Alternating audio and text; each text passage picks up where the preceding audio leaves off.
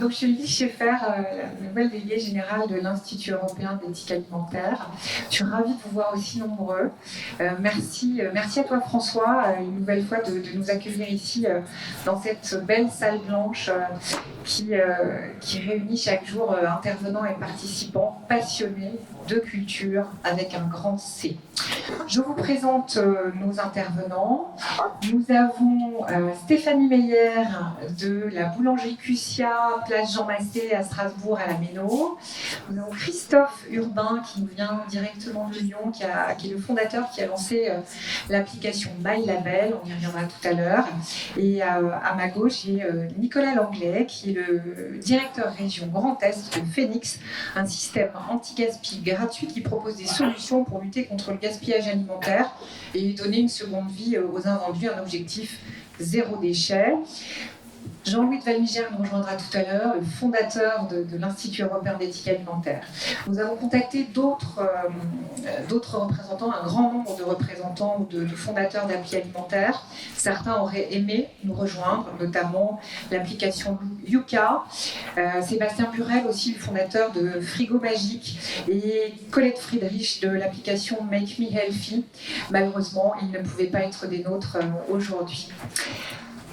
L'Institut européen d'éthique alimentaire se veut lanceur d'alerte. La démarche de l'Institut européen d'éthique alimentaire, lancée à Strasbourg il y a 7 ans par des citoyens, n'est pas juridique mais purement éthique. Elle tente de concilier les impératifs de l'économie et la nécessité de l'écologie. L'éthique alimentaire possède une dimension individuelle et collective. Chaque acteur individuel doit pouvoir effectuer des choix responsables. L'éthique alimentaire s'appuie sur certaines valeurs. Et enfin, l'éthique alimentaire a 4 grands objectifs. Et j'invite Jean-Louis de Valmigère, fondateur de l'Institut européen d'éthique alimentaire, je l'invite à nous rejoindre afin de résumer, et c'est un petit peu difficile, c'est une tâche ardue finalement, résumer en 3 ou 4 minutes toutes ces 7 dernières années et tous ces projets actuels dont tu es l'initiateur.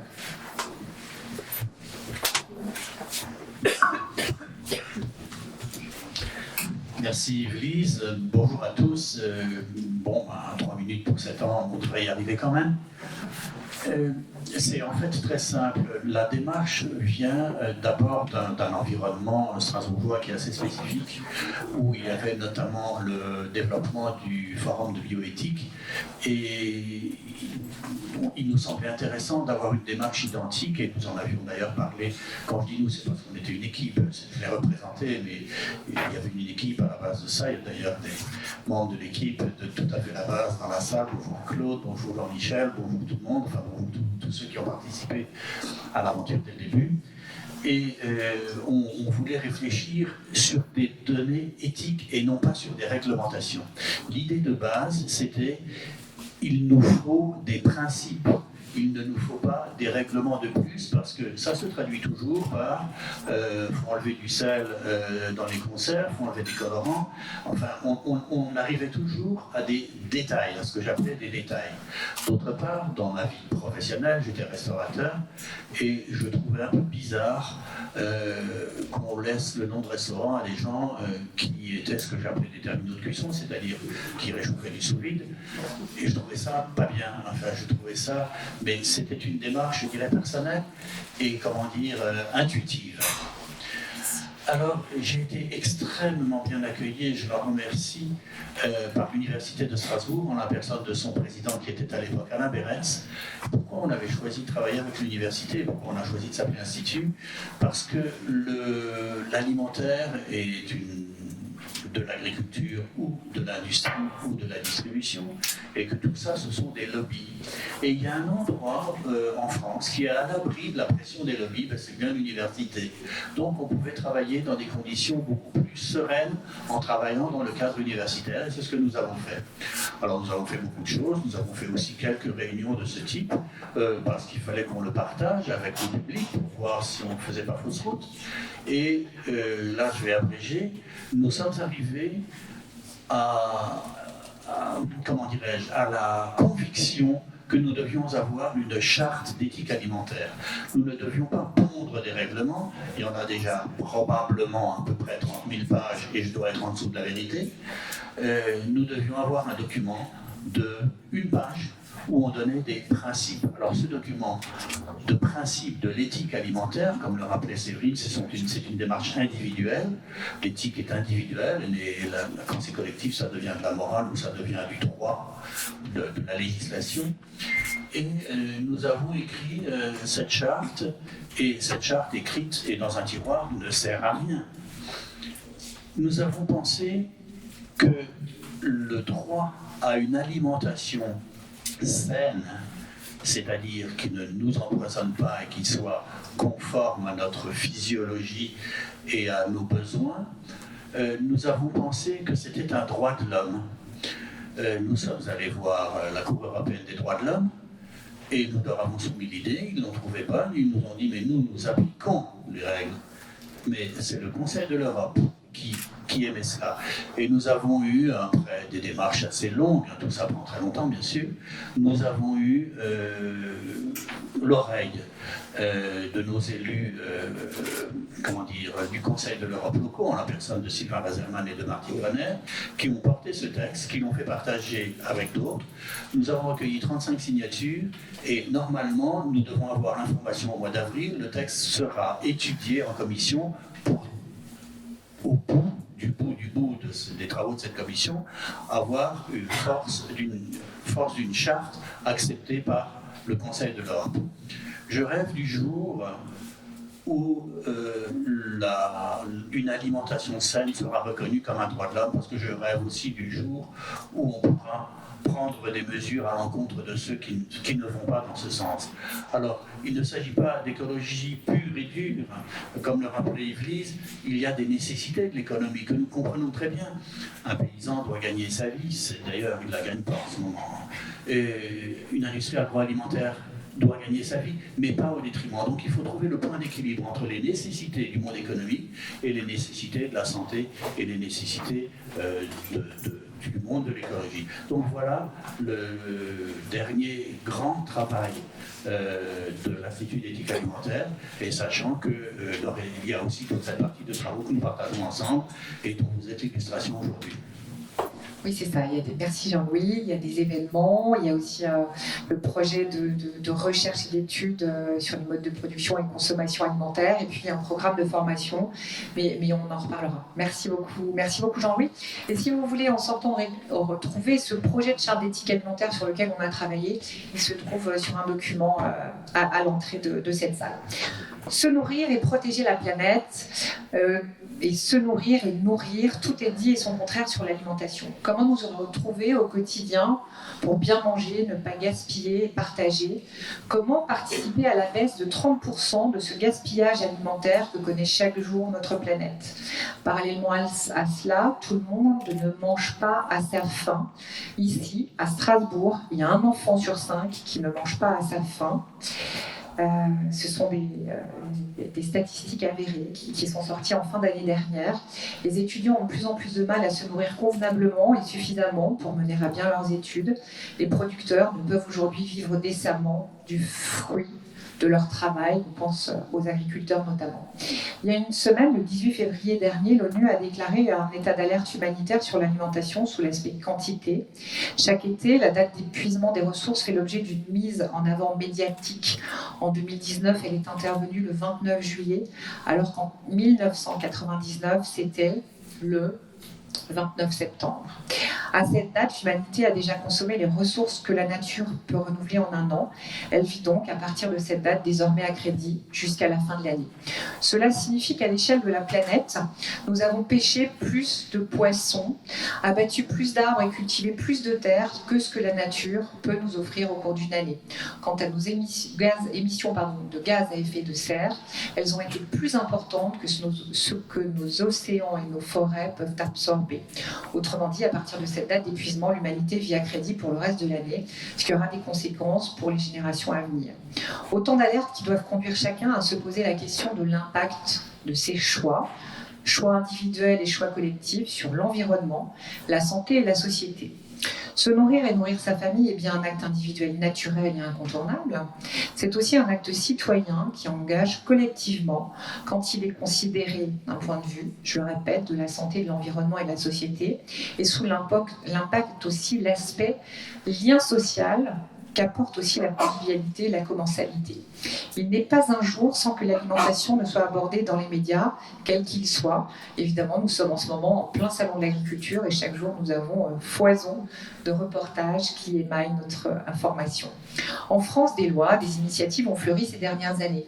En 2016, la loi anti-gaspi qui oblige les commerçants à ne pas jeter les invendus. En 2017, le Nutri-Score qui n'est pas obligatoire, mais qui est suivi par de nombreuses grandes marques. En 2018, la loi Egalim, qui a pour vocation de permettre aux agriculteurs d'avoir un revenu digne, d'améliorer les conditions sanitaires et environnementales de la production, de renforcer le bien-être animal, de favoriser une alimentation saine, sûre et durable pour tous. Eh bien, nous en sommes encore très très loin. Comment manger équilibré et ne pas trop gaspiller ? Nos smartphones nous offrent la possibilité de nous connecter à une multitude d'applis sur l'alimentation pour sélectionner nos achats, récupérer les invendus, ne pas gaspiller en apprenant à gérer notre réfrigérateur, nos placards et en trouvant des recettes à réaliser uniquement à partir de ce qu'ils contiennent. Des dizaines d'applications sur nos smartphones permettent de savoir ce que contiennent les aliments. Bousculée, l'industrie agroalimentaire se lance sur le même terrain et conçoit ses propres applications. Voilà qui soulève de nombreuses questions. Refaire 900 recettes pour en retirer 142 additifs, quand une grande enseigne de grande distribution a annoncé cet objectif en octobre 2019, elle a évoqué en fait les mauvaises notes des produits concernés fournis par une application bien connue qui se fonde sur le Nutri-Score. Symptôme à la fois de la demande de la transparence sur les aliments exprimée par les consommateurs et de la place prise par les applications pour y répondre. Qui détient ces informations sur ce que contiennent nos aliments ? Bonne question, ça vient d'où ? Cette question est devenue cruciale. Christophe a beaucoup travaillé sur le sujet, on y reviendra tout à l'heure. L'industrie agroalimentaire a décidé de constituer sa propre base de données numériques, baptisée Code Online Food, créée par l'organisme GS1. Elle rassemble de manière standardisée les informations fournies par les industriels eux-mêmes. Alors vous allez voir, ça vous paraît peut-être un petit peu long au départ, mais ça va conduire et ça guide en fait l'ensemble de la démarche et des interventions qu'on va avoir tout à l'heure. Pour être transparent, les industriels auraient pu transmettre ces informations fiables à une base de données citoyenne gratuite et ouverte, comme la nôtre. Open Food Facts déplore son créateur Stéphane Gigondet. C'est une database avec laquelle vous travaillez, d'ailleurs Christophe, on y reviendra également tout à l'heure, parce qu'il s'agit bien d'avoir effectivement des informations. Open Food Facts a d'ailleurs reçu 15 000 € de l'Agence nationale Santé publique France afin d'améliorer l'intégration des données transmises par les industriels. Dans le même temps, Bercy finance à hauteur de 3 millions d'euros, dans le cadre d'un programme d'investissement d'avenir, un nouveau projet, baptisé NUM-ALIM, qui est porté entre autres par l'ANIA, qui est l'Association nationale des industries agroalimentaires françaises.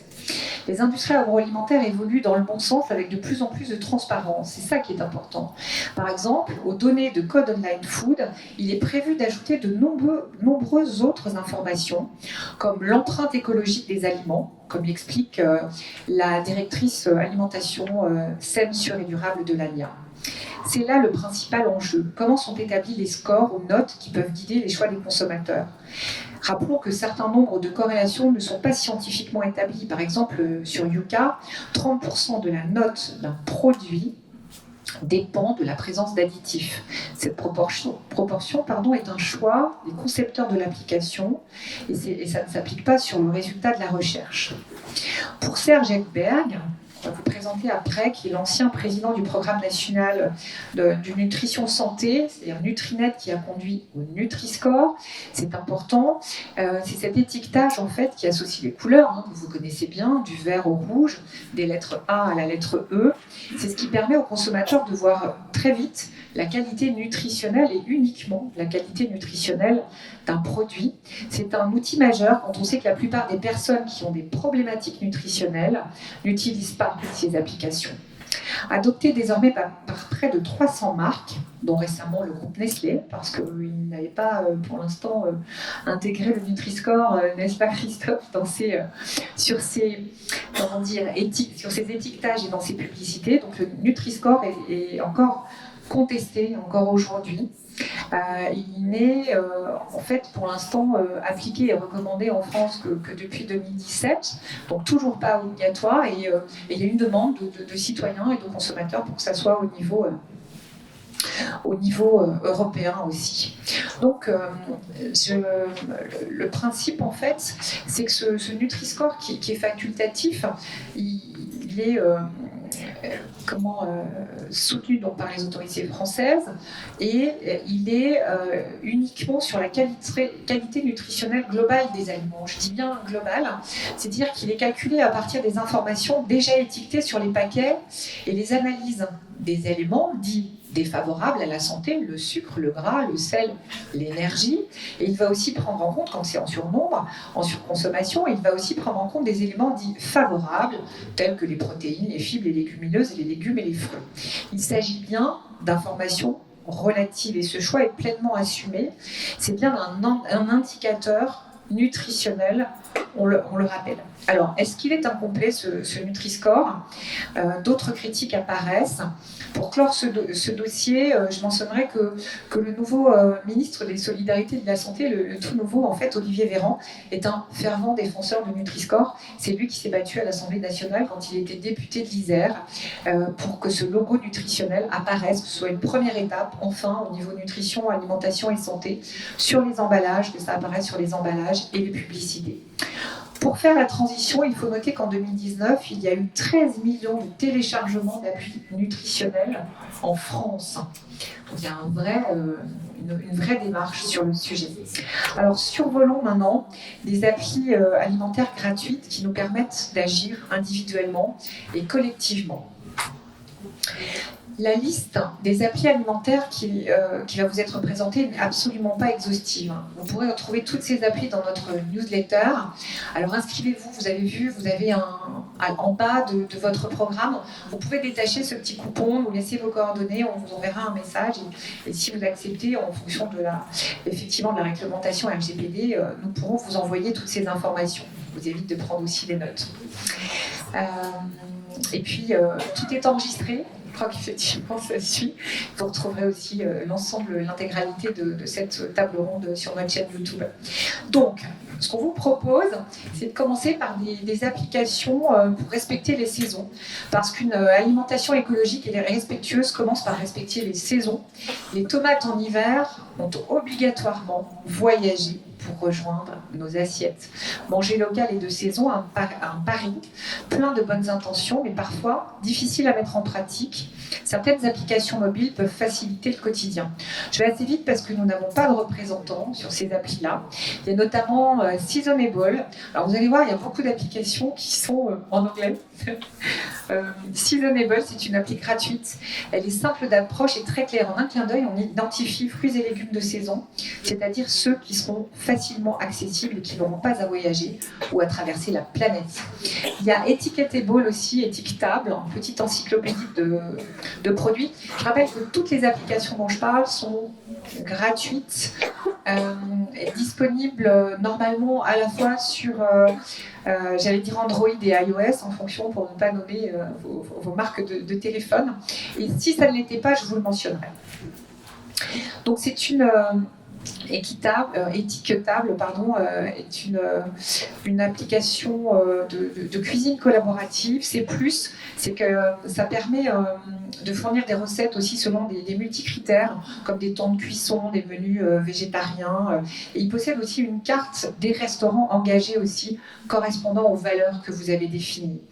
Et le moins, c'est qu'à part les poissons, l'application ne propose pas aucune sorte de viande. Il y a Yes We Green, l'annuaire des bons plans. Le plus, c'est que ça permet de trouver de quoi remplir tout type de placard, j'allais dire, et même sur le côté le côté alimentaire, et c'est surtout des adresses de marché, de producteurs, ou même des points de rencontre à MAP, où agriculteurs et consommateurs se rejoignent pour acheter directement des produits de saison. Donc ça, on vous en mettra aussi le lien. La ruche qui dit oui, vous en avez peut-être aussi entendu parler, c'est du producteur au consommateur. Pareil, un réseau de 900 ruches actives à ce jour qui affirme garantir une rémunération plus juste pour les producteurs que ce qu'ils peuvent percevoir en rémunération actuelle. Potager City aussi, des fruits et légumes de saison. Alors là, c'est une application, et après, vous pouvez aussi vous abonner, mais là, c'est une forme de panier que vous pourrez recevoir aussi. Kitok, des recettes sans effort. Là aussi, ce qui est important, c'est qu'il peut y avoir des livraisons de colis, c'est-à-dire on peut mettre en contact des gens afin que des achats type collectif puissent être faits en choisissant des lieux de regroupement. Et ce qui est un peu le moins, c'est que les amplitudes horaires sont parfois un petit peu limitées. Ça peut être contraignant pour chacun d'entre nous. Péli Gourmet, le meilleur du terroir, c'est une application quand on a envie, alors ça c'est aussi au niveau national, mais si vous avez envie des radis rouges de Normandie ou de papitou, un pâté contenant du foie gras de canard produit dans les Hauts-de-France, eh bien vous pouvez, c'est une forme d'application assez amusante, un peu un blablacar des produits de terroir, et chaque producteur ou particulier peut poster une annonce des produits d'une région et dire bah voilà, moi je vais à tel endroit et je peux vous les rapporter. C'est transporter en fait et partager des produits qu'on aime bien. C'est une forme d'échange en fait. Quand j'ai découvert ça, j'ai souri en me disant mais pourquoi pas, parce qu'il y a cette empreinte écologique qui est importante. Alors la limite, c'est que pour l'instant c'est plutôt pas encore en Alsace. Alors, si l'un d'entre vous a envie de développer ça, c'est plutôt à Paris, à Lyon, à Toulouse, Orléans, entourant.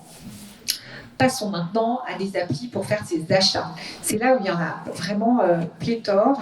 Quand les applications de nos téléphones portables garantissent une philosophie de consommation plus saine, être accro à son portable devient bon pour soi et pour la planète. Donc il y en a un certain nombre qui sont affichés là. Je parle de Yuka. Donc Yuka scanne les produits alimentaires et cosmétiques pour décrypter leur composition et évaluer leur impact sur la santé. Face à des étiquettes indéchiffrables, Yuka apporte plus de transparence en un simple scan et permet de consommer de façon plus éclairée. Et ils vont travailler les produits sous l'axe santé, excellent, bon, médiocre ou mauvais. Et pour vous accédez pour chaque produit à une fiche détaillée pour comprendre son évaluation. Il y a aujourd'hui 700 000 produits alimentaires, 300 000 produits cosmétiques, des recommandations de meilleurs produits, et c'est 100% indépendant. C'est une application 100% indépendante. Et moi, je me suis aperçue que je reçois une newsletter de leur part avec des fruits et légumes de saison. Et ils ont même créé un calendrier de fruits et légumes de saison à installer dans la cuisine. Buy or Not, c'est une appli responsable. Vous scannez le code barre et vous découvrez aussitôt l'éthique de la marque. C'est vraiment sous un aspect éthique. S'il est peu éthique, l'appli vous propose des produits alternatifs, c'est-à-dire similaires, fabriqués dans le respect, et c'est sous cet aspect-là, l'éthique, des salariés, des animaux, de l'environnement. 600 000 produits sont référencés. Non seulement Buy or Not donne accès en fait à la composition des produits, mais également la face cachée du processus de fabrication, en totale indépendance des lobbies. Vous connaissez ça, Christophe, celle-là? Ah, c'est des Lyonnais encore. Alors, Shopwise, c'est le site spécialisé pour l'information sur la composition des aliments et autres données nutritionnelles. Il a lancé son application, mais comment ça marche? Il suffit de scanner l'aliment et la composition des aliments, ses apports nutritionnels, les allergènes, les OGM, le label apparaissent. La base de données est d'environ 10 000 produits et chaque utilisateur a la possibilité d'ajouter un produit non référencé sur la base, c'est-à-dire en disant moi je veux contribuer parce que celui-là n'est pas dessus. Et en revanche, ça n'est pas direct, vous ne pouvez pas le télécharger en dehors de leur propre site internet shopwise.fr. Open Food Facts, c'est une base de produits alimentaires, une base de données de produits alimentaires. J'en parle, c'est important parce que Christophe tout à l'heure il reviendra sur c'est un lien aussi, une base importante. C'est une base base de données de produits alimentaires qui répertorie les ingrédients, les allergènes, la composition nutritionnelle et toutes les informations présentes sur les étiquettes des aliments. Elle est faite pour tout le monde. Plus de 9000 contributeurs ont ajouté 600 000 produits de 200 pays en utilisant l'application. Et c'est vraiment pour tout le monde. Is my food good? Donc, est-ce que ma nourriture est bonne? Là encore, en anglais, j'en suis désolée, mais c'est une appli mobile qui permet de connaître rapidement et facilement le score nutritionnel. Encore un, effectivement. Et en quelques secondes, si ce que vous mangez est sain ou pas, c'est ce que vous pouvez découvrir. Alors, je mentionne aussi, je vais bientôt passer la parole aussi aux autres, mais franchement, il y en avait foison. Je ne vais vous parler que de 25. C'est pas beaucoup, finalement. Il y a quoi dedans? Est-ce que quelqu'un connaît cette appli? C'est une appli qui a été réalisée par Système U, oui, exactement. C'est une application pour faire vos propres choix. Et au-delà des simples recommandations nutritionnelles, gras, sucre, sel, et d'en décrypter les ingrédients, les substances, on va dire, controversées, les additifs de milliers de références alimentaires de toutes marques, ils sont en fait mis en avant. Bon, genre, il y a plus de 300 000 produits, c'est simple et direct, mais je voulais le mentionner parce que c'est effectivement une autre approche et c'est un réseau de distribution qui l'a mis en avant. Je vais passer la parole en fait à Christophe Urbain qui nous arrive de Lyon. Quelle surprise en découvrant MyLabel. Enfin, je vous parle d'une des applications, la dernière que je vais vous présenter sur la partie achat. Donc, quelle surprise en découvrant MyLabel qu'a fondé Christophe Urbain. Ces valeurs font exactement écho à celles de l'Institut européen d'éthique alimentaire qui se positionne sur une alimentation éthique selon les aspects environnement, santé et société sociétale. Nos valeurs sont partagées et des moyens sont mis en œuvre pour que les consommateurs que nous sommes tous disposent d'outils pour s'y retrouver. Merci Christophe d'avoir pris le temps de venir de Lyon pour me rencontrer à Strasbourg alors que votre entreprise est en plein essor. Merci Lizzie, merci pour cette invitation. Bonsoir à tous. Donc moi je représente MyLabel, donc c'est une appli citoyenne que j'ai cofondée et qui a une approche qui est particulière selon trois axes. La première chose, c'est que on va partir de chacun et des valeurs de chacun. Et donc, on va évaluer les produits, non pas dans l'absolu, en disant le chocolat c'est mauvais ou des choses comme ça, mais en disant quels sont les critères sur lesquels vous êtes prêt à vous mobiliser.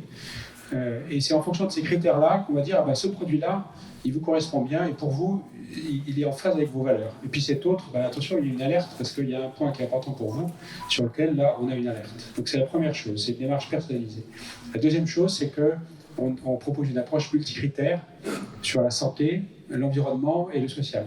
Donc on va parler aussi bien des perturbateurs endocriniens que de l'impact sur la biodiversité, que la juste rémunération des agriculteurs, le bien-être animal, l'égalité homme-femme. Et ensuite, chacun choisira son propre profil d'attente, mais avec un panel qui va être très large. Et la troisième particularité, c'est qu'on ne va pas évaluer nous-mêmes les produits, en faisant des calculs savants ou je ne sais pas quoi, parce qu'on ne sait pas faire. On s'adresse à des gens qui le font déjà, qui sont des ONG, des associations, des institutionnels, comme 60 millions de consommateurs, comme l'ADEME, comme Greenpeace, avec qui on a des partenariats, qui sont nos sources, et ce sont eux qui partagent avec nous leurs campagnes, leurs analyses, leurs recommandations. Et nous, notre métier, ça va être de croiser toutes ces informations avec le produit que j'ai dans la main pour me dire, ce produit-là, par rapport à tes attentes, eh ben, il est en phase ou pas. Et s'il n'est pas en phase, je peux demander des alternatives. Et notre moteur calcule en disant, bah, tiens, il y a tous ces produits-là qui sont d'autres pâtes à tartiner équivalentes, mais qui pour toi sont OK. Ouais, donc si j'ai envie, je peux essayer, adopter, et dans ce cas, j'ai fait un petit pas. Et c'est ça qu'on espère, c'est de permettre aux gens de transformer leur consommation par des petits pas, et chacun à son rythme. Chacun en partant de là où on est, et là où on est capable d'aller, le prochain petit pas, mais toujours un pas positif. Voilà. Alors évidemment, j'ai installé votre appli sur mon portable tout de suite avant même de vous contacter et j'ai scanné des produits sous l'aspect majeur. Ah oui, pour parler de certaines applis, il faut déjà commencer à les utiliser. Donc moi j'ai choisi la planète en fait, puisqu'on a la possibilité d'avoir environnement, donc planète, santé et sociétale, société comme vous le disiez. Et j'ai eu la surprise de constater que seuls 50% de ma conso. Alors attention, hein, uniquement la liste des produits que j'ai scannés. Tout scanné, notamment chez moi. Et là, 50% seulement est conforme à mes propres attentes, mes propres attentes étant 100% planète, 50% santé et le reste en société. Est-ce que vous pouvez nous parler un peu de ces profils? Vous, ça vous permet d'identifier des profils de consommateurs, justement. Oui, c'est intéressant. Alors déjà, vous avez un profil qui est atypique. Voilà, c'est ce qui est très bien. Nous, avec l'autorisation de nos utilisateurs, on fait des statistiques pour voir finalement c'est quoi les attentes des gens. Où est-ce qu'on attend un produit responsable, ça veut dire quoi? Parce que le produit parfait, il n'existe pas, ou alors il serait beaucoup trop cher. Et donc la question c'est, ok, c'est quoi le produit qui est meilleur et que les gens vont acheter. Et c'est comme ça qu'on progresse. C'est comme ça que les marques aussi vont pouvoir progresser et continuer de vendre des produits qui seront meilleurs et que les gens vont acheter. Et on observe deux choses qui sont, qui nous ont surpris. Alors la première, celle-là ne l'a pas surpris, c'est que les 4/5 des gens vont mettre des critères concernant la santé dans leurs attentes. Et c'est le plus fort, c'est la grande thématique qui ressort en premier. Voilà. Mais ça, on le savait par les enquêtes européennes notamment. Ensuite, il y a les 2/3 des gens, d'entre nous, qui vont mettre des critères concernant l'environnement. Et ensuite, la moitié d'entre nous qui met des critères concernant l'éthique ou le social. Alors, on peut le regarder en disant « Ah ben zut, c'est-à-dire que les gens ne s'intéressent qu'à leur santé ». Alors oui, en priorité, oui, c'est vrai. Mais on peut regarder aussi en disant « Ah ben c'est-à-dire que la moitié d'entre nous, ils veulent finalement du social, de l'environnement et de la santé. C'est-à-dire justement du multicritères et avoir aussi des notions d'impact, et pas être juste sur ma nutrition. Voilà, donc ça, c'est quelque chose qui nous a beaucoup intéressé. Et puis, quelque chose que je peux partager avec vous aussi sur l'éthique. On voit qu'il y a un thème qui est en très forte croissance, c'est le thème qui a eu la plus forte croissance dans les attentes exprimées par les utilisateurs, c'est la juste rémunération des agriculteurs. Et alors ça, on ne s'y attendait pas, on l'a constaté, et c'est quelque chose qu'on partage d'ailleurs vendredi au Salon de l'Agriculture, parce que c'est une thématique qui est actuelle, et on voit que c'est vraiment quelque chose auquel nous sommes sensibilisés, et de plus en plus. Donc tout à l'heure, j'ai mentionné au tout début, avec Code Online Food, vous êtes bien sûr au milieu de toutes ces bases de données, ces databases, vous y contribuez, vous êtes observateur. Ça a été au départ une aventure, et cette aventure est d'abord de collecter 700 000 références. Oui, alors, il y a quelque chose qu'on peut être fier en France, c'est que on ne se rend pas toujours compte que cette croissance des applis, c'est vraiment en France que ça s'est fait. Aux États-Unis, c'est pas aussi développé. En Angleterre, c'est pas aussi développé. On a vraiment quelque chose de spécial. Et pourquoi on a eu cet essor? C'est grâce à des bases de produits, un peu comme Wikipédia, vous savez, l'information partagée sur Internet, sur la composition des produits, les données nutritionnelles. Et c'est ça qui a vraiment permis à toutes les applis, pour MyLabel, de démarrer. Et il y a un acteur notamment qui a été vraiment précurseur, qui s'appelle Open Food Facts, dont on parlait tout à l'heure. Et c'est lui qui a vraiment permis cet essor. Et voilà, aujourd'hui, ça se déploie dans le monde entier. Mais c'est quelque chose de très spécifique. Et les industriels, les distributeurs ont pris la mesure de l'importance aujourd'hui de la transparence vers les consommateurs. C'est-à-dire qu'il y avait une crainte avant, probablement, puisqu'il n'y avait pas de transparence comme ça, ou alors c'était compliqué, ou les données n'étaient pas numérisées. Il y avait plein de bonnes raisons, et puis peut-être des mauvaises, de ne pas partager cette information. Et aujourd'hui, l'info est numérisée, la plupart du temps elle est partageable, et les distributeurs et les marques ont besoin que leurs produits soient évalués par les applis sur une base la plus à jour possible. Parce que si jamais vous avez fait évoluer votre recette, vous avez enlevé des sels nitriques, des additifs, des choses, et qu'on continue de scanner votre produit avec la recette d'il y a 6 mois, les gens vont dire « Ah, c'est dégueulasse, je ne veux pas, etc. » Et vous êtes pénalisé. Et donc, comme tout le monde aujourd'hui travaille sur ces recettes et essaie de faire un produit même un tout petit peu meilleur, alors on a intérêt à ce que toutes les applis aient des données à jour.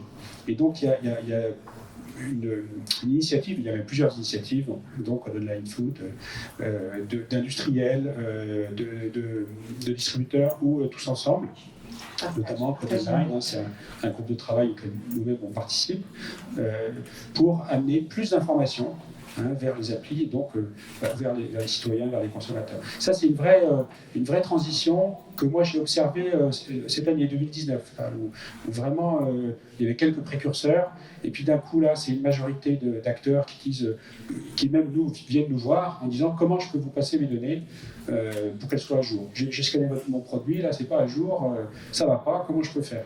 Voilà, alors on dit très bien, on va les intégrer, c'est parfait, voilà. Mais ça c'est un vrai changement. Alors, est-ce que vous pouvez nous dire comment une appli peut être gratuite et indépendante? Alors, je peux essayer de vous dire. Essayez. Essayez. Parce que c'est une on question. Est encore au tout début. Alors, nous, on fait un pari, bien sûr, d'être pérenne, voilà, d'avoir une appli gratuite, et donc de pouvoir quand même se payer un moment pour que ça pouvoir en vivre. Qu'est-ce qu'on veut faire? C'est quand je disais qu'on va mesurer ces attentes des consommateurs. Notre ambition à nous, c'est de mettre ces attentes dans un tableau de bord auquel les marques peuvent s'abonner pour dire, bah, tiens, les consommateurs, ce qu'ils attendent, alors c'est de manière agrégée, il n'y a pas les noms, les prénoms, on ne les connaît pas, mais de manière agrégée, qu'est-ce que les consommateurs attendent, et puis en zoomant sur leur marque à eux, en disant, ah tiens, ma marque, comment est-ce qu'elle est perçue? Est-ce que je suis mieux perçu que les petits copains? Ce qui est positif chez moi, est-ce que c'est la prise en compte de la biodiversité? Est-ce que ce qui pêche, ce qui fait que les gens vont acheter d'autres produits, c'est parce que sur le bien-être animal, on n'a pas fait assez d'efforts et que aujourd'hui, sur des yaourts, il faut que la vache soit mieux traitée, etc. J'ai pas vu ça, et les gens sont en train de partir. Voilà, c'est une info qui a beaucoup de valeur. En tout cas, on l'espère, c'est ce qu'on observe dans les discussions qu'on a aujourd'hui avec les marques. Et c'est comme ça que nous, on souhaite financer le projet. Et ce qui est intéressant, c'est que si on est rémunéré par pourquoi Saint-Michel, les galettes, etc., même s'ils essaient de faire pression sur nous pour qu'on dise « Ah, Saint-Michel, c'est vachement bien », c'est pas en faisant pression sur nous qu'ils vont changer l'opinion de Greenpeace ou de Centre des consommateurs, etc., qui sont les gens qui évaluent les produits dans MyLabel. Donc, il y a cette muraille infranchissable où, même si nous, on voulait, ou même si on allait voir Greenpeace, on disait « Allez, s'il vous plaît, soyez sympa, machin », ils n'ont absolument rien d'affiche et ça ne changerait pas du tout l'opinion qu'ils peuvent avoir. Et ce qui est aussi intéressant, puisqu'on a rencontré, nous, Carrefour, le PA, etc., pour leur présenter notre démarche. Et ce qui les intéresse, c'est que, justement, quelque chose qui sort de MyLabel, c'est leurs clients, donc nous, les consommateurs, peuvent avoir confiance parce que ce n'est pas achetable. On ne peut pas tricher, puisque ça vient des assos, des ONG. Alors, ils ne sont pas toujours d'accord avec les assos des ONG, mais ils reconnaissent que, même s'ils ne sont pas d'accord, leurs clients ont confiance dans ces assos et ces ONG. Donc pour eux, c'est bien d'avoir un outil qui est en confiance, où il y a justement cette indépendance qui va être une garantie où ça va fonctionner. Où ce qu'on raconte va être cru, va être perçu. Alors MyLabel, l'appli offre une autre opportunité, les courses en ligne. Et c'est une grande motivation aussi par rapport à ceux qui utilisent votre appli. Oui, c'est bien de le mentionner, parce qu'un des freins de toutes les applis, c'est qu'il faut scanner les produits. Moi je trouve, voilà. En rayon. Voilà, alors en rayon c'est pratique, etc. Mais si on veut faire son bilan, par exemple, et ça c'est quelque chose qu'on voulait vraiment proposer avec MyLabel, c'est faire le bilan de la consommation, et dire tiens, où est-ce que je suis vraiment en phase, et où est-ce qu'il y a des critères où j'aimerais bien faire mieux, et ok, je dois faire quoi? C'est moins simple. Alors pour ceux qui font les courses en ligne, on a permis d'installer depuis notre site une petite extension du navigateur web qui permet de faire des courses en ligne et de voir directement sur la photo des produits MyLabel, le petit smiley. Et donc là, c'est pratique, il n'y a pas besoin de scanner. Je vois mon rayon pâte à tartiner, puis il y a du vert, du rouge. Et si j'ai l'habitude d'acheter le produit rouge pour moi, je peux choisir d'en prendre un autre si je veux. Je vois le prix, je vois tout. Hop, et comme ça, c'est très simple.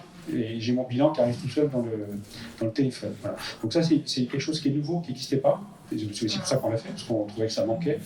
C'est un gain de temps. Et c'est un gain de temps. Nous, perso, on l'utilise beaucoup. Et il n'y a rien à faire. En fait, c'est là, il y a l'info. Voilà. C'est très rapide, en fait. Et pour conclure, avant de passer aux questions vous concernant, c'est quoi les projets, les perspectives et vos proches projets là, à venir pour MyLabel? Alors, nous, notre perspective, pour l'instant, on sort d'un financement participatif qui nous a permis de recruter une petite équipe et qui est 100% focalisé sur un objectif, qui est de faire grandir cette communauté d'utilisateurs pour que la voix de ces utilisateurs elle soit représentative. On puisse aller voir des marques en disant, regardez, il y a du monde qui dit qu'il faut aller par là ou il faut aller par là. Voilà. Donc ça, c'est notre priorité numéro 1. Et puis, derrière, ce qu'on souhaite faire aussi, c'est faire grandir le nombre de critères qu'on prend en compte, avoir plus d'ONG, plus d'associations qui nous rejoignent, pour pouvoir leur permettre de parler aux consommateurs qui sont intéressés par leur thématique et leur permettre d'avoir plus d'impact dans les décisions dans nos décisions du quotidien, et finalement qu'on soit plus chacun aligné entre ce qu'on aimerait faire et ce qu'on est capable de faire au jour le jour. Wow. Merci beaucoup Christophe. Est-ce que vous avez des questions à poser à Christophe Urbain, donc ce fondateur de cette appli éthique, indépendante et gratuite MyLabel? Au milieu.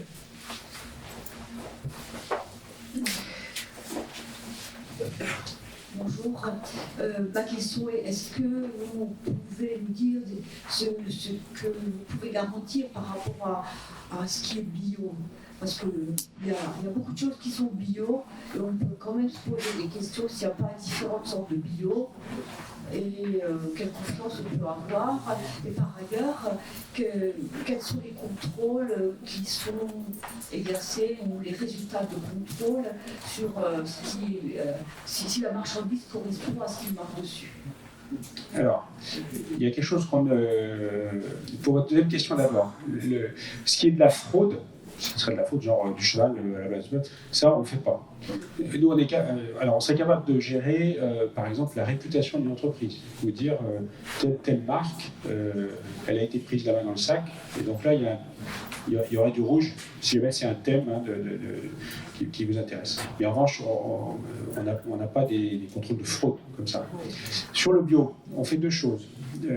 D'une part, on travaille avec une association qui s'appelle Bioconsommateurs, qui fait de l'éducation à la bio auprès du grand public et qui nous permet de décrypter les différents labels bio. Parce qu'il y a beaucoup de labels bio, moi je l'ai découvert finalement ces dernières années, qui n'apportent pas les mêmes garanties. Il y en a certains même qui apportent des garanties de bio et d'équitable, donc il y a des choses plus riches que ce qu'on imagine. Donc ça c'est une première source qui permet d'éclairer un produit bio en disant tiens il m'apporte tout ça, et puis ou alors pas, il y a des choses qui ne l'apportent pas. Première chose. Et puis deuxième chose, on travaille avec 60 millions de consommateurs, qui ont partagé avec nous des analyses qu'ils ont fait sur des produits bio, des thés, des bières, etc. Et où ils ont testé la présence de résidus de pesticides. Parce que parfois, on peut avoir du bio, mais si le champ d'à côté, il y a des pesticides, je peux en avoir quand même dans mon truc. Alors, ça dépend des labels. Un certain label qui garantissent que je ne peux pas avoir une parcelle voisine, etc. Donc ça, on le dit. Et là, il y a eu un cas, mais voilà, où il y a un produit qui était bio, mais il y avait des traces, alors je ne vous dirai pas quelle marque, je vous laisse découvrir. Et ça, on le reporte. Donc c'est le seul cas qu'on a dans MyLabel. Vous avez un produit bio où on dit attention, il y a des pesticides dedans, parce que on a cette source-là également. Et dans nos perspectives, nous, on voudrait travailler sur les bios d'origine, selon les pays d'origine, qui n'ont pas tout à fait les mêmes cahiers des charges. Voilà. Donc ça, ce sont nos projets avec nos associations. Mais on avance au rythme où les associations avancent aussi. Et elles-mêmes, bien souvent, avancent au rythme où le public va se poser des questions. Il y a aussi une maturité de nos réflexions à nous. Avant, c'est bio, non bio, bon d'accord. Et puis aujourd'hui, votre question, c'est vraiment le bon exemple. On se pose la question de dire, oui, ok, le bio, c'est bien, mais est-ce qu'il n'y a pas de D bio, et si c'est France, pas France, est-ce que c'est pareil? Voilà. Et donc, c'est vraiment les thématiques sur lesquelles on travaille aujourd'hui. Une autre question? Comment quel est votre modèle économique? Comment vous gagnez votre vie? Alors, le modèle économique, c'est statistiques qu'on souhaite agréger dans un tableau de bord sur les attentes des consommateurs, comment ils se positionnent par rapport à telle marque ou telle autre marque, ce que j'évoquais. Et c'est de l'information qui a de la valeur pour l'entreprise, et donc on espère pouvoir lui vendre. J'ai une question par rapport à ça. Aujourd'hui, si vous présentez des tableaux de bord que vous réalisez, et qu'une entreprise vous demande en fait une statistique qui va comparer des éléments pour obtenir un résultat qui n'est pas conforme à votre éthique, comment allez-vous gérer ça? Alors, il faudrait que j'imagine ce que c'est qu'un résultat qui ne soit pas conforme à notre éthique. Je ne la connais pas Par exemple... peu importe l'exemple, je veux dire, si cette situation alors, produit... Je peux vous dire... comment allez-vous... Alors, on a réfléchi à quels pourraient être des cas où on deviendrait des méchants. On s'est dit, si on devenait moralement pas bien. Et on a dit, ok, c'est quoi qui pourrait nous faire déraper? On s'est posé ces questions-là.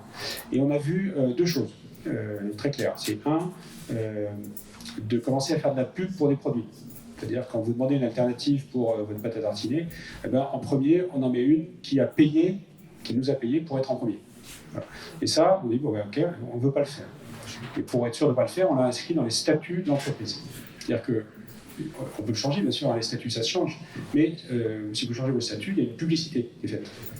Et la publicité, ben, les ONG, les assos qui bossent avec nous, elles la voient.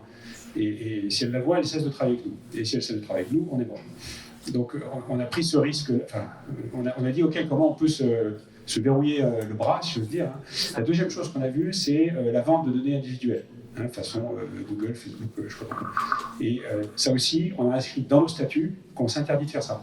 Qu'on vend des données qui sont agrégées au sens du secret statistique de l'INSEE. Enfin, et là aussi, ça peut se changer, bien sûr, mais si on le change, c'est public, et donc les ONG s'en vont, et nous, on n'a plus rien, on est mort. Donc, alors on le fait parce qu'on n'a pas, on l'a écrit parce qu'on n'a pas envie de faire ces choses-là. Et parce qu'on pense aussi que c'est pas nécessaire, que c'est absolument pas ça qui fait que l'entreprise MyLabel, celle qui devait être pérenne, aura une pérennité, va gagner de l'argent, et va pouvoir nous payer un salaire, etc. On pense qu'on n'a pas besoin du tout de ça, et que c'est même une mauvaise manière de gagner de l'argent pour une société comme la nôtre. Donc, il n'y a pas de sacrifice de notre part. En revanche, on a voulu mettre les barrières qui font que ça va être difficile de nous faire passer du côté où on ne veut pas aller. Voilà. Je voudrais juste rajouter une chose à ce problème-là. En ce qui concerne votre mode de fonctionnement en tant qu'appli, est-ce que vous êtes sûr de pouvoir effectivement rester dans la bienveillance, ou bien est-ce que vous risquez effectivement de pouvoir être... Enfin, est-ce que vous risquez aussi d'être hacké, que votre appli soit détournée d'une façon ou d'une autre? Est-ce que c'est quelque chose que vous avez essayé d'étudier? Oui, alors on appelle ça la gouvernance. Hein, comment faire que le mode de management finalement de la société, de l'appli soit pérenne. On a inscrit dans nos statuts toujours qu'on a un comité économie sociale et solidaire, on l'appelle comme ça, dont le but est de veiller à ce qu'on reste conforme à un certain nombre de principes et d'alerter si on ne le fait pas. Et on a fait valider ces principes par un agrément ministériel qui s'appelle ESUS, c'est-à-dire Entreprise solidaire d'utilité sociale. Phoenix, par exemple, c'est une entreprise ESUS. Enfin, on est très peu nombreux à avoir ce type de statut, et on est la seule appli à avoir ça. Et donc, c'est ministériel, donc il faut présenter le dossier, il faut le représenter tous les 2 ans ou quoi. Et ça aussi, c'est important pour nos parties prenantes. Et si on le perd parce qu'on ne fait pas ce qu'on avait écrit qu'on ferait, ou quoi, là aussi, c'est une mauvaise publicité et on risque de couler. Voilà. Donc là aussi, sur la gouvernance, on a essayé de se border. Mais ce qui est aussi un moyen, nous, de dire, regardez, on est ZUS, donc ça veut dire que notre business model, notre gouvernance, elle est orientée vers le bien commun. C'est un gage qu'on souhaite donner. Est-ce que vous êtes une entreprise à mission? Alors, on n'est pas une entreprise à mission, on est une ESS, entreprise sociale et solidaire, c'est un statutaire, et ESUS, ce qui est plus exigeant en fait qu'une entreprise à mission. C'est-à-dire que ce n'est pas que déclaratif, on doit avoir cet agrément, et c'était 2 ans de boulot. C'est très difficile à obtenir, et avec raison, parce que c'est très exigeant. Voilà. Mais c'est le même esprit, hein, mais on a voulu aller un peu plus loin et cranter le truc. Ah, une dernière question. C'est très bien, moi j'appelle ça que vous nourrissez par Internet, mais qu'est-ce que vous faites de la joie de voir les légumes, les fruits directement du producteur et de les acheter et de les manger? Parce que moi j'appelle ça de la nourriture par téléphone, par Internet. Voilà. C'est très bien pour ceux qui fonctionnent comme ça. Je pense qu'il faut quand même revenir au vrai achat des choses. Voilà. Parce que là, c'est 2 choses totalement différentes et c'est très grave parce que justement, on rentre dans ce ciel.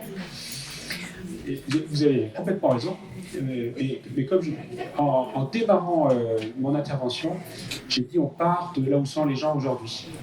Et aujourd'hui, les gens font leurs courses dans les magasins. On fait aussi un peu de marché, etc. Mais on fait beaucoup nos courses dans les magasins. Et donc, on part de là. On part de là où sont les gens pour les amener à réfléchir sur le sens de cet achat. Et peut-être bien que cette réflexion, ça va les mener à aller au marché ou à planter des choux, etc. Et ça sera très bien. Et peut-être que demain, nous, on n'existera plus. Et ce sera très bien. Mais on part de là où sont les gens aujourd'hui. Bon, merci beaucoup. Merci Christophe.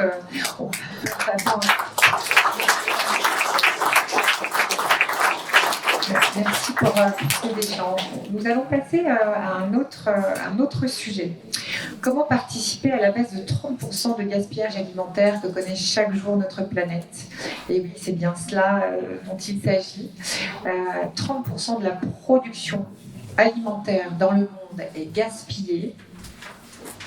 Selon la FAO, donc selon l'ONU, ça représente dans le monde 1,3 milliard de tonnes de déchets alimentaires dans le monde. En France, cela représente 10 millions de tonnes, valorisées à 16 milliards d'euros, ça c'est par an. En d'autres chiffres, il s'agit de déchets alimentaires à raison de 29 kilos par an par habitant, valorisés à 108 euros. Ça signifie qu'il y a un repas chaque semaine par habitant qui est gaspillé en France. L'objectif de la France, c'est de diminuer par 2 ce chiffre d'ici 2025. Et ce sont des chiffres qui nous interpellent tous. Les applis pour s'approvisionner moins cher et éviter de gaspiller, il y en a plein, là encore. Je vais en mentionner certaines. Nous avons la chance d'avoir un représentant aussi qui nous rejoint de l'une d'entre elles. Zéro Gâchis, donc, qui est une appli gratuite pour vous aider à lutter contre le gaspillage alimentaire. Il se positionne comme disant vous économisez de fait de l'argent. Cette appli, c'est d'essayer d'obtenir des produits qui sont au plus proche de la date limite de consommation et démarqués de type 50%. Cette application présente notamment un avantage, c'est une cartographie des magasins qui pratiquent ce type de démarque et vous saurez où faire vos courses et où trouver ce type de promotion. Je reste pas très longtemps sur celle-là parce qu'ils sont pas venus nous voir. Oui, Hack for Good. Je ne sais pas si vous connaissez, mais ça a été créé par WWF. Cette appli vous propose des défis quotidiens en fonction de vos priorités, 0 déchet, bien manger, se déplacer, et une cartographie des lieux de proximité afin de mieux consommer en fonction de vos propres attentes et vos propres objectifs, et vous obtenez des points pour votre bonne consommation du jour. C'est le côté un peu... je me fais plaisir parce que j'ai bien agi pour la planète. The Food Life, en 2017, suite à la promulgation de la loi anti-gaspi de 2016, Arash de Rambarche, qui est à l'initiative de cette loi, s'est rapproché d'un spécialiste en fait des applis. Il s'est dit quelle appli aller voir. Il est allé voir Marc Simoncini de Meetic, il s'est dit il a un réseau de dingue, et ils ont monté ils ont lancé une nouvelle application. À l'époque, c'était une nouvelle application, mettait en relation des grandes surfaces et des associations caritatives pour récupérer les invendus, et notamment en termes de produits frais, avec un système de géolocalisation. J'ai vérifié, parce que je n'y suis pas allée depuis longtemps. À Strasbourg, c'est le cas. On peut aussi identifier les enseignes, on peut récupérer, notamment pour des associations, des produits, notamment des produits frais. Optimiam, cette appli permet d'acheter des produits invendus en fin de journée. Donc il y en a d'autres, on va en présenter d'autres. Et eux, auprès de restaurateurs ou de petits commerçants, principalement en région parisienne pour l'instant. La plupart des enseignes vendent ce qui s'appelle des opti-box, c'est-à-dire des portions composées de produits mystères vendus parmi les invendus du jour avec des rabais intéressants. Donc il y en a d'autres, on va en présenter d'autres. Too Good To Go, même principe qu'Optimiam, mais un petit peu plus développé. Je donnerai la parole tout à l'heure à Stéphanie Meyer de la boulangerie Cussia, qui elle est commerçante justement et qui s'appuie sur Too Good To Go pour son action et ses valeurs pour la planète. Alors, c'est à prix bien moindre qu'à l'origine. Évidemment, on peut récupérer un panier. Tout ça se fait à partir d'une application. Ce qui est intéressant, c'est qu'on peut aussi, au moment où on fait cet achat de ce panier d'une valeur de 5 euros, d'une valeur de 15 euros et qui est accessible pour 5 euros, 4,99, eh bien, on peut aussi acheter un repas pour un sans-abri en même temps. Ils annoncent avoir sauvé en 2019 3 millions de repas en Europe. Et donc tout à l'heure, Stéphanie nous en parlera. Phoenix, on va lancer une petite vidéo là.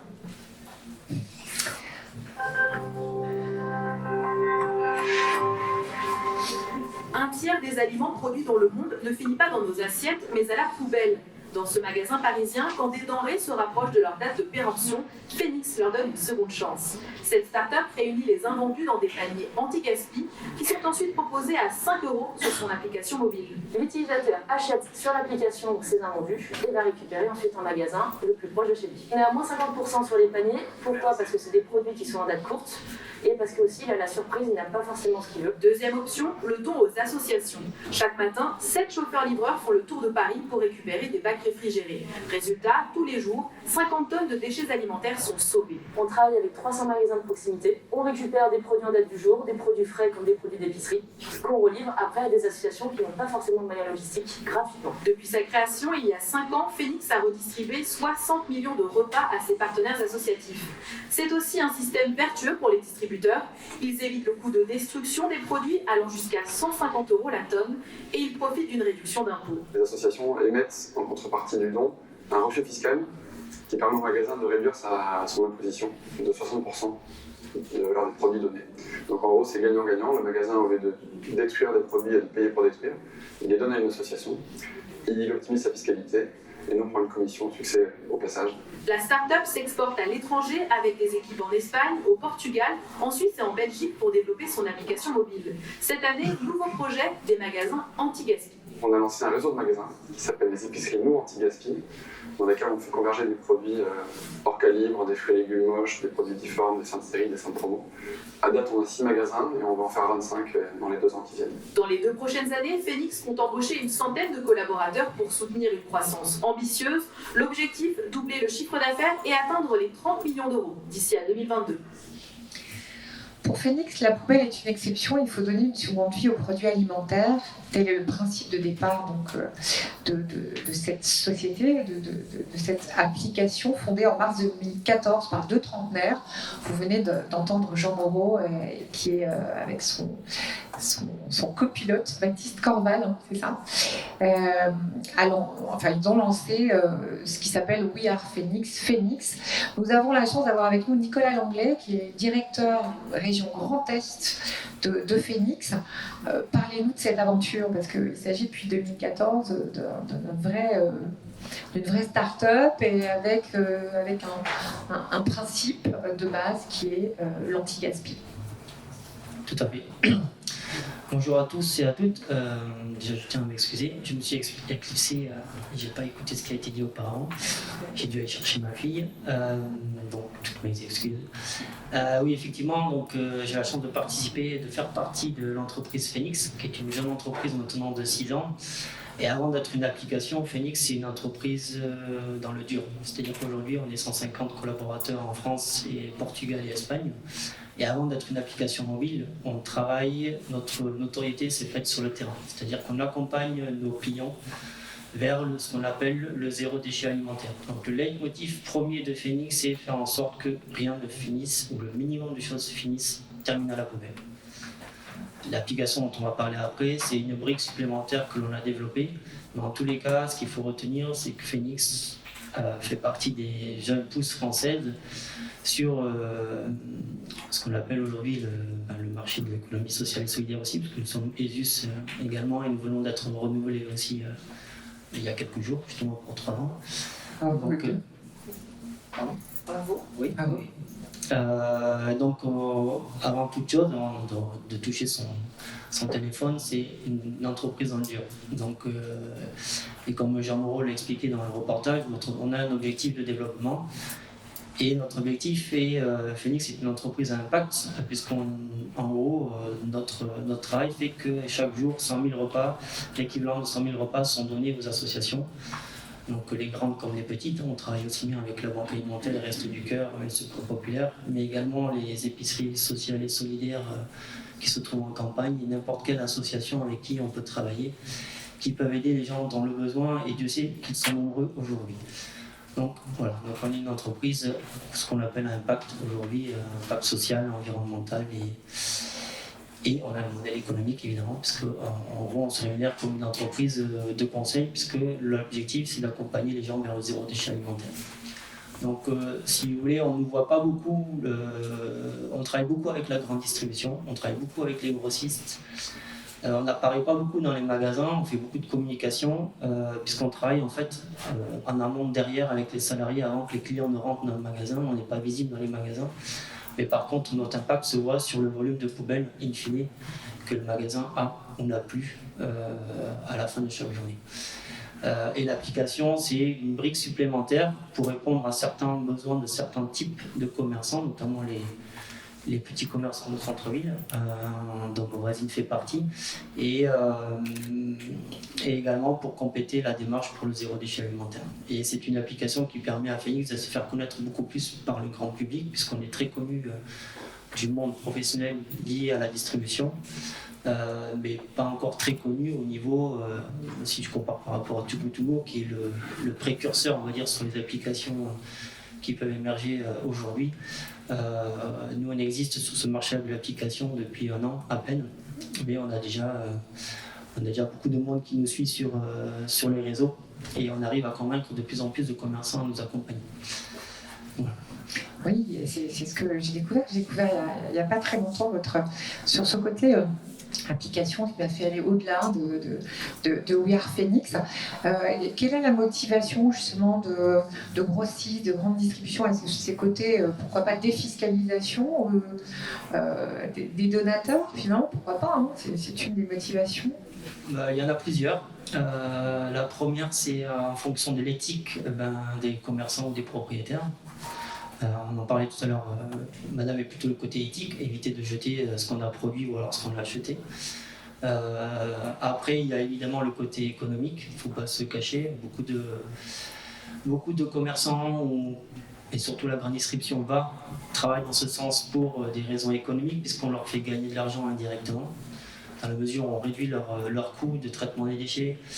Et on les accompagne pour mieux gérer ce qu'on appelle leur casse et travailler davantage leurs commandes, donc indirectement leur marge augmente. Donc c'est cet aspect-là qui fait qu'on arrive à les embarquer. L'aspect environnemental, éviter qu'il y ait trop de déchets qui circulent sur les routes aussi aujourd'hui, donc réduire le volume des déchets. Et aussi l'aspect réglementaire, puisqu'aujourd'hui en France, grâce à la loi Garot qui est sortie il y a 2 ans, toute surface de plus de 400 m², toute surface de vente de produits alimentaires de plus de 400 m² se doit de mettre en place un partenariat avec une association pour donner les produits invendus. Donc la France est précurseur au niveau européen à ce niveau-là, en termes de loi anti-gaspillage, et elle arrive à le faire même au niveau de tout ce qui n'est pas alimentaire, puisque les produits, les distributeurs ou les magasins, tout ce qu'on appelle la GSB, donc tout ce qui est matériaux, les Leroy Merlin et consorts, vont être obligés d'avoir la même démarche à partir de 2021. Donc il faut aussi avoir en tête l'aspect gaspillage alimentaire qui est très critique parce que ça nous impacte tous les jours. L'homme a besoin de manger, un minimum. Mais les coûts liés au gaspillage non alimentaire sont 100 fois pires. Voilà, donc il faut savoir que tout ce qui est non alimentaire, ce sont les chaises, tout ce qu'on a autour de nous. Beaucoup de choses ne sont pas vendues et ça part direct à la main. Donc, sans parler de tout ce qui est électronique et consort. Donc il faut avoir ça aussi en tête. L'aspect gaspillage ne touche pas que l'alimentaire, c'est très critique pour la société. C'est pour ça que c'est sur ce point-là que l'on avance en premier. Et Phoenix est aussi positionné sur l'aspect non alimentaire. Donc on travaille aussi avec des Leroy Merlin ou des locaux Forgerini pour ceux qui connaissent les camions noirs qui circulent sur les routes ici. Donc ce sont des gens qui sont engagés et qui avancent dans cette démarche au profit toujours d'associations et des bénéficiaires qui vont auprès de ces associations. Donc finalement, cette appli qui met en relation pour des invendus ou de potentiels invendus de fin de journée, c'est récent, donc ça a une année. Vous avez un autre projet aussi, ces fameuses épiceries Nous Anti-Gaspi. Il y en a, je pensais que vous en aviez 6, vous en avez déjà 7 ou 8, 25 d'ici l'année prochaine, c'est ça, 2021. Il n'y en a pas en Alsace. À mon grand regret, non. C'est la stratégie, en gros. Tout simplement, elle se développe dans l'Ouest et au niveau de Paris parce que au niveau des grands producteurs, les grands logisticiens de l'agroalimentaire sont plutôt sur l'Ouest et que beaucoup de marchandises transitent là-bas. Et donc, à mon grand regret, l'épicerie Nous Anti-Gaspi ne se développera pas avant 2022 dans la région Est. En tous les cas, s'ils prennent la décision de venir.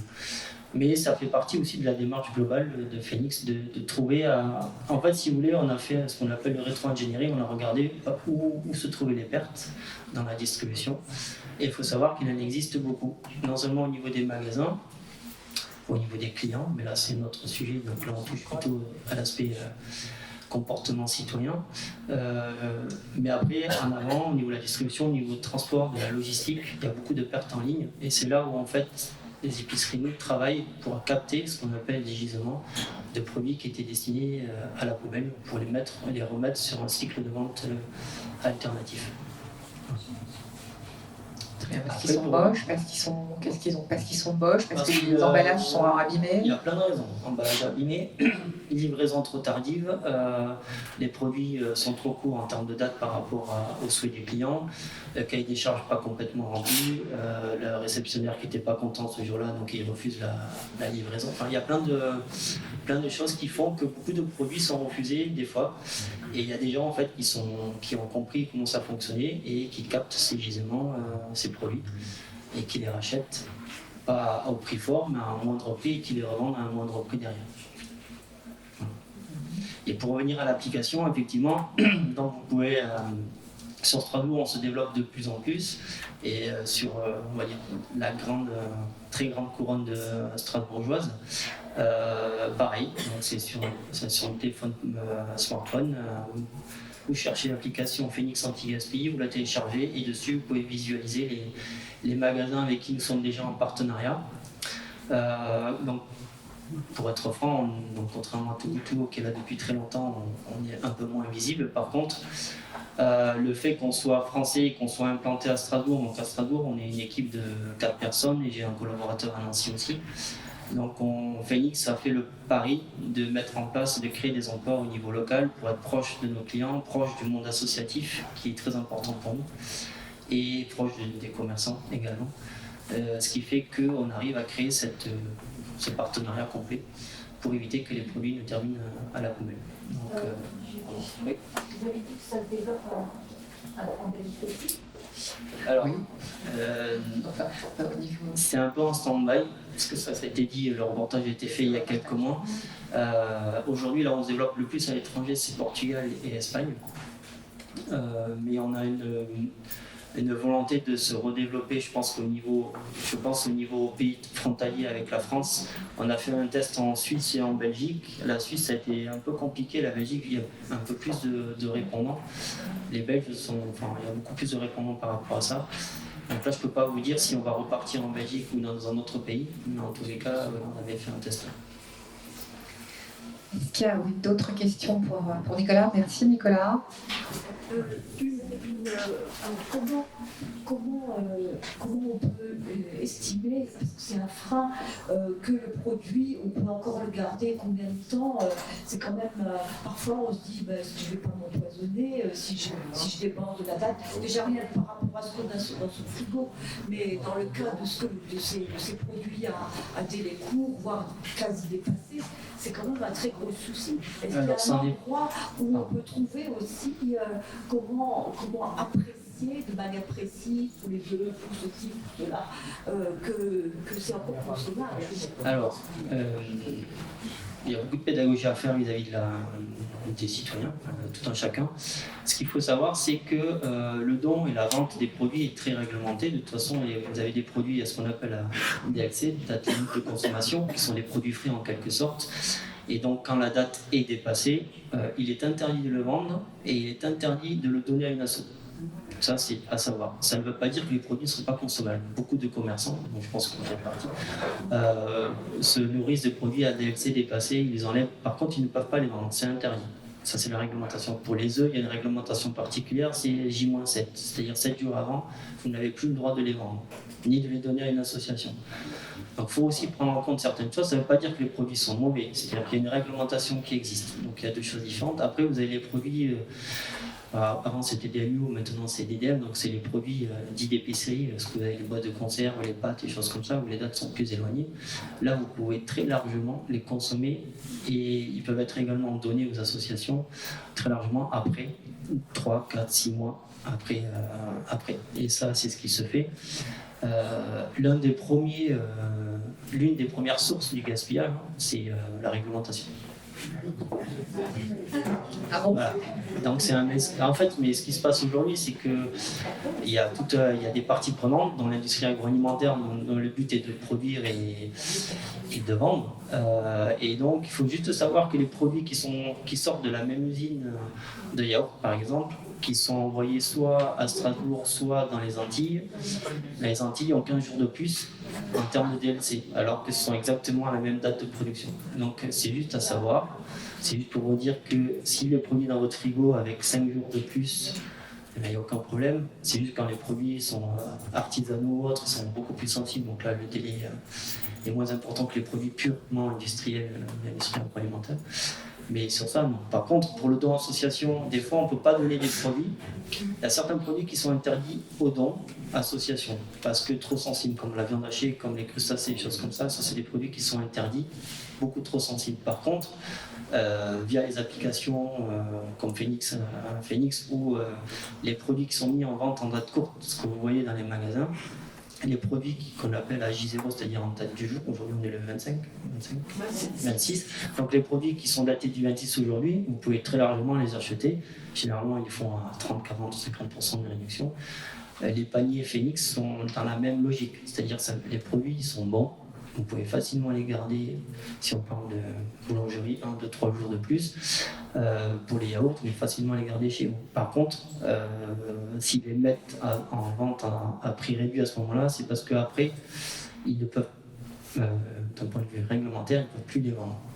Voilà, c'est ce qu'il va avoir en tête, surtout. Est-ce que vous travaillez aussi sur le gisement producteur? Directement avec les producteurs?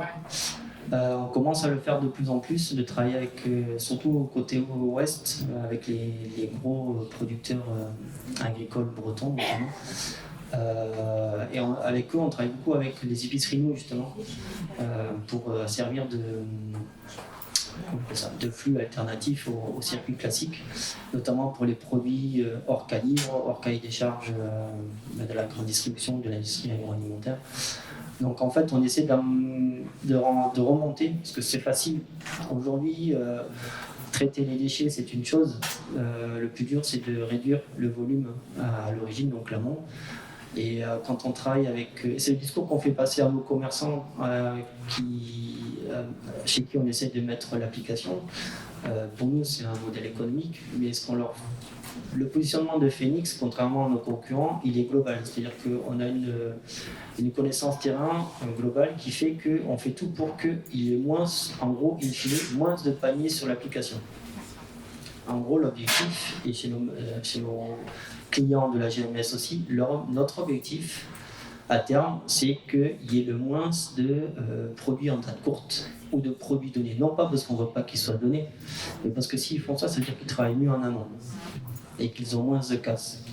Et notre objectif, c'est qu'il y ait moins de choses dans les poubelles. Donc, la date courte, le don, ce sont des flux qui dérivent, qui empêchent que les produits terminent à la poubelle. Et une fois qu'on a ça, ce qu'on appelle chez nous les magasins zéro déchet alimentaire, on en a une dizaine en France. Ça veut dire que la seule chose qui reste derrière, ce sont les produits qui vont à l'équarrissage où c'est réglementé. On ne peut pas le revaloriser autrement. Et le reste part soit en vente, soit auprès du monde associatif, et soit après auprès de ce qu'on appelle la valorisation animale, où beaucoup de produits peuvent être donnés à des élevages de chiens ou autres, mais on encadre tout ça pour faire en sorte qu'il n'y ait plus rien et que tout soit environné. Super, merci beaucoup Nicolas pour votre intervention. On a découvert au-delà d'une appli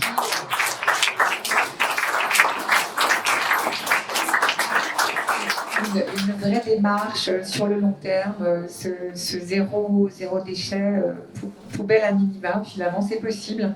Si possible, si on a finalement de la formation et si on a effectivement ce qu'il faut et la formation pour y arriver. Alors, merci Nicolas. Je suis ravie de vous présenter une jeune femme au parcours atypique, Stéphanie Meyer, qui s'est retrouvée par amour pour son compagnon, Sébastien Cussiat, dans ce bel univers si français de la boulangerie.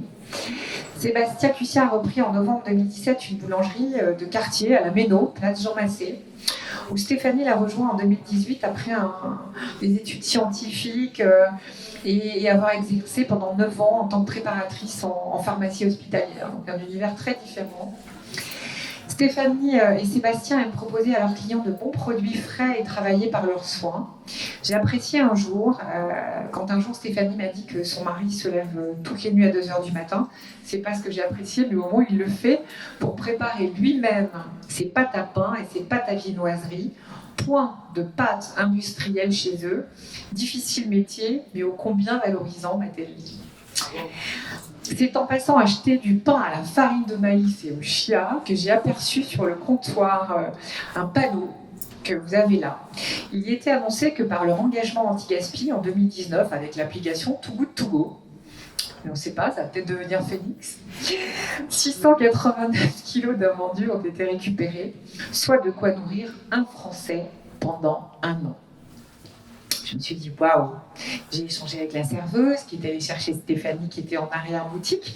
Et puis, c'est pour ça, c'est comme ça que Stéphanie est parmi nous aujourd'hui. Et je voudrais vraiment la remercier parce que d'habitude, à cette heure-ci, le mercredi, c'est Stéphanie qui est à la boutique et qui gère ses clients. Merci Stéphanie.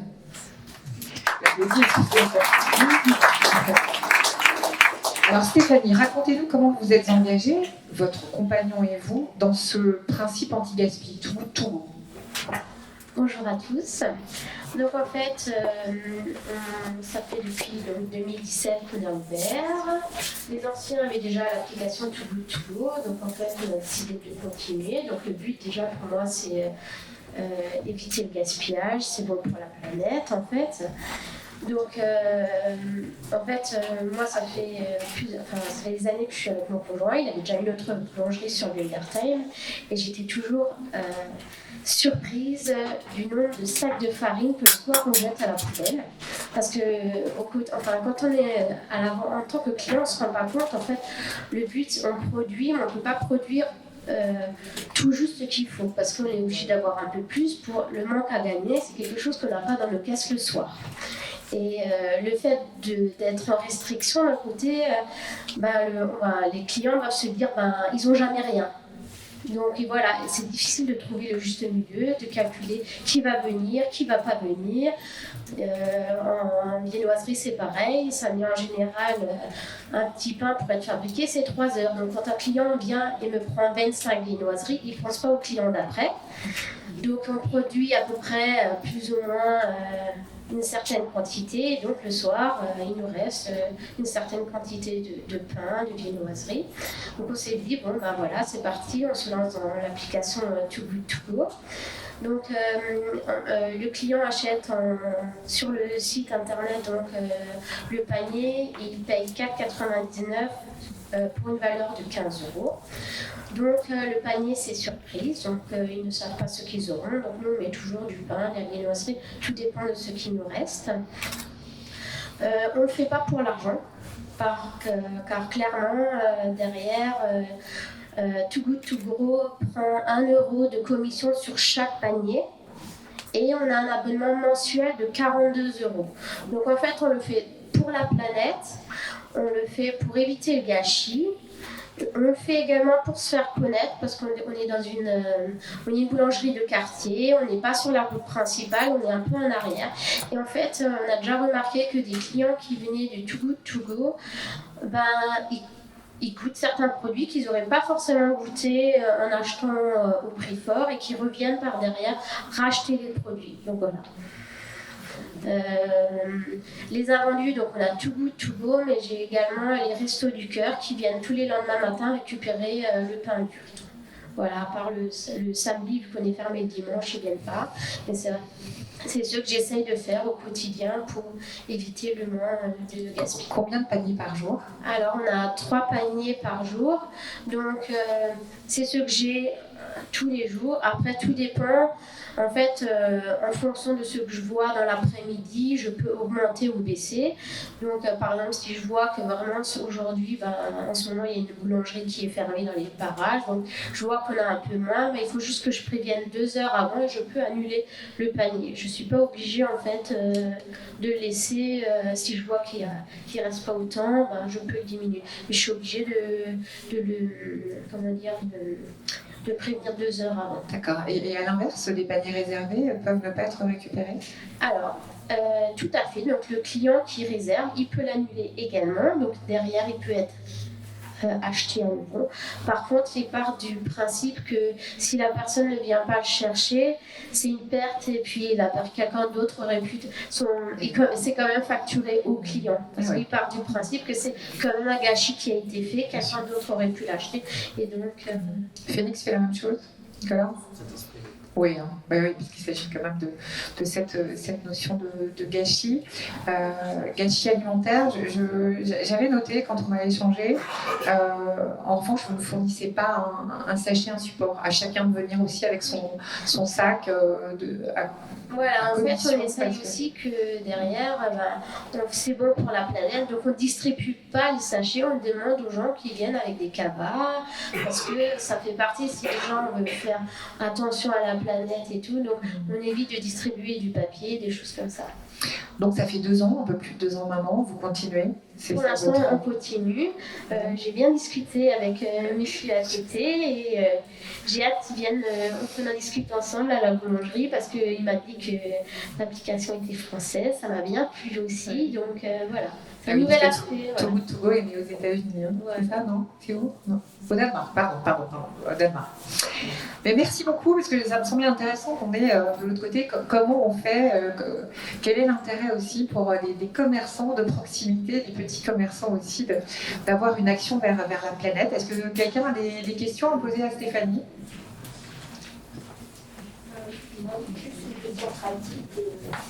Les pains sont délicieux. Hein. Mais, oui. Quand on fait une commande, est-ce qu'on peut signaler cette chose qu'on ne mange pas du tout?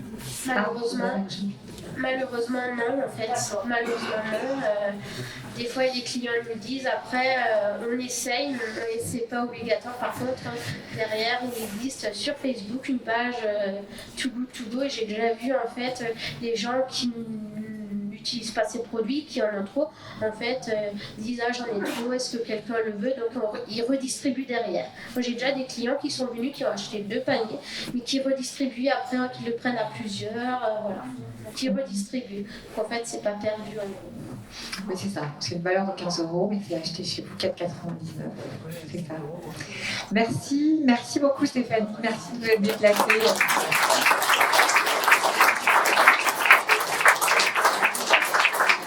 Donc c'est la bonne illustration qu'effectivement, ce sont bien des démarches individuelles et collectives qui nous permettent d'avancer. Les applis, enfin, pour gérer son réfrigérateur, ses placards et réaliser rapidement de délicieuses recettes. Donc Frigo Magique que j'ai mentionné tout à l'heure, malheureusement, Sébastien Burel ne pouvait pas être les nôtres. Ils ont atteint le cap des 1 500 000 téléchargements à début 2020. C'est pour tous ceux qui se posent devant le réfrigérateur la sempiternelle question, mais qu'est-ce que je vais faire à dîner ce soir, ou qu'est-ce que je vais préparer pour le repas? Et Frigo Magique propose des recettes en fonction de ce dont vous disposez chez vous.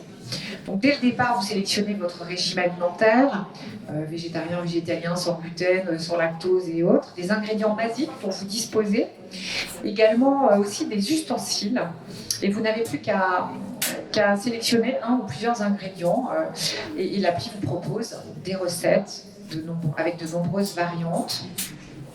Je trouvais que c'était intéressant, c'était au niveau des ustensiles, parce que c'est pratique. Je pensais notamment aux étudiants, tout le monde n'a pas les fours et c'est pas toujours évident.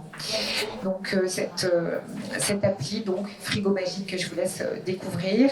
Il y en a une autre qui s'appelle KitchenPal, autrement appelée iCuisto, qui est un concurrent. C'est sur la même base, ils ont des partenaires tels que Marmiton, 750 grammes, Hervé Cuisine, justement pour mettre en avant et proposer beaucoup plus de recettes, tout en mangeant équilibré, en respectant votre budget. Cuisinez, disent-ils, ce que vous avez dans votre réfrigérateur. Ils annoncent plus de 4 millions de possibilités, d'associations possibles en fonction de ce dont vous disposez. Il y a aussi sur des sites en ligne, bien évidemment, qui existent depuis très longtemps, des sites de recettes. Il y a cette possibilité aussi, comme Marmiton ou Cuisine Actuelle, pour ne mentionner que, la possibilité de faire la même chose, c'est de dire, ben voilà, il y a 4 personnes ou 6 ou 10 ce soir, voilà les ingrédients, qu'est-ce que je peux faire? Et j'en ai trouvé un autre, pour l'instant c'était des réfrigérateurs, un autre qui s'appelle À consommer, suivi aliments. C'est une appli pour surveiller la date de péremption des aliments dans ses stocks. Alors évidemment, ça nécessite un peu au départ de bosser un peu, c'est-à-dire j'entre mes différents aliments, je les ai achetés à telle date. Donc c'est vraiment les gérer pour éviter de les jeter. Donc ça, c'est aussi de l'éducation, n'est-ce pas Nicolas? On peut le faire tous à notre niveau. Synchroniser les données aussi avec les proches, pourquoi pas. C'est vraiment, on peut même se lancer, on peut nous envoyer une alerte, une notification avant l'échéance en disant, mais attends, il y a tes œufs qui ont dépassé telle date. Et ça me paraissait intéressant. La seule chose, c'est que le design est vraiment très très triste sur cette appli, ça ne donne pas vraiment envie. Et je crois que c'est vraiment important. Alors attention, ça n'est disponible que sur Android et pour iOS, pas mentionné, donc pour les Apple, il faut se diriger vers Check Food. C'est la même chose, mais vous pouvez pas, il faut qu'en fonction de votre téléphone portable, vous puissiez choisir. Est-ce que vous avez encore des questions? Parce que moi, je voulais vous remercier pour votre écoute. Merci à tous nos intervenants, Stéphanie Meyer de la boulangerie Cuissia, place Jean Massé à la Méno, pas loin du stade, je précise. C'est une de nos boulangeries qui sont très très gentilles à nous.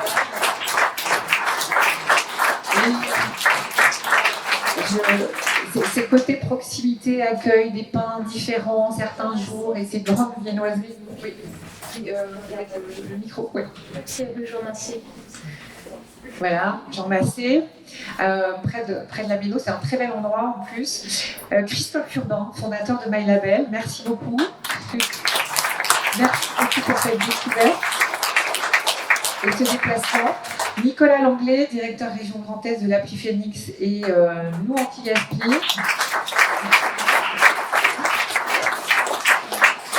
On attend 2022 pour avoir une boutique, hein, ça serait cool.